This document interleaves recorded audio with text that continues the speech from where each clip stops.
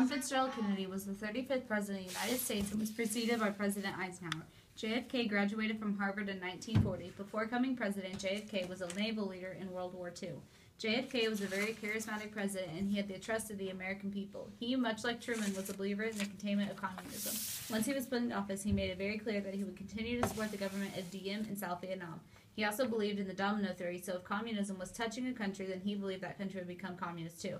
One strategy he used to prevent the spread of communism in South Vietnam was called strategic ambush. This plan is very similar to something we would have seen from Truman during his term. The idea was to isolate the peasants and farmers of this area so they wouldn't become communists. But this plan didn't work, and it actually increased the support of communism. However, just because JFK agreed with Truman's policy of containment doesn't mean he wanted to go about it in the same way. JFK was much more sympathetic towards other countries, and he was willing to try and help them out more than Eisenhower was. One example of this is what happened in Congo just before JFK's presidency. Basically, the leader of Congo, Lumumba, wanted to become a country much like the U.S., so he came to Washington to ask for help. However, Eisenhower didn't give him the time of the day, so he was forced to go and ask Russia for assistance, and he got it. At this point, America got scared and saw Congo as a communist country and wanted to destroy it.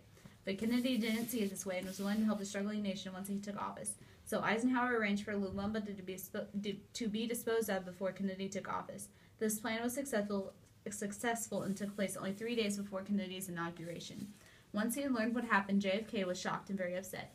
On January 1, 1959, Fidel Castro overthrew Fulgencio Batista as the leader of Cuba. Batista was put in place by America. The United States trained 1,400 Cuban exiles to invade Cuba and try to take down Castro for power. The Bay of Pigs invasion had officially begun on April 1961. The first mishap occurred when 8 U.S. bomber planes left to bomb Cuba airfields, and many bombs missed. Everyone now knew that America was involved. The 1,400 Cuban exiles invading didn't go as planned either. They were badly outnumbered by Castro's troops and surrendered in less than 24 hours of fighting. This is an example of a covert operation, which is something similar to what Eisenhower would have done. Another example of JFK's foreign policy that many people are familiar with is the Cuban Missile Crisis. While flying over Cuba, U-2 planes spied a nuclear base being built by the Soviet Union.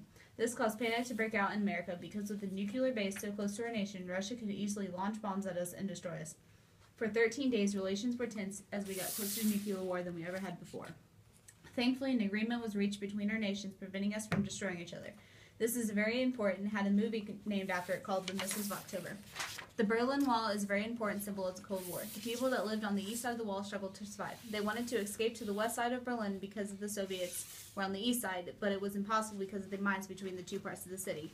Overall, JFK's philosophy was very different from the presidents before him. He increased military spending to improve the overall defense of our country. In the area of foreign policy, he was strongly against the colonization of other countries. Many times throughout his presidency, he tried to defend smaller countries against larger countries' interests.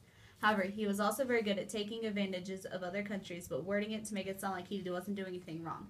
Like when we were conducting a military blockade on Cuba so the Soviets couldn't continue building nuclear bombs there. This could have been considered an act of war, but because we referred to it as a quarantine, it didn't seem so dramatic. His philosophy also changed slightly from the beginning to the end. At first, he was 100% anti-communist with no exceptions, but by the end of his term, he had become slightly more accepting and even said in his speech, "We are all mortal."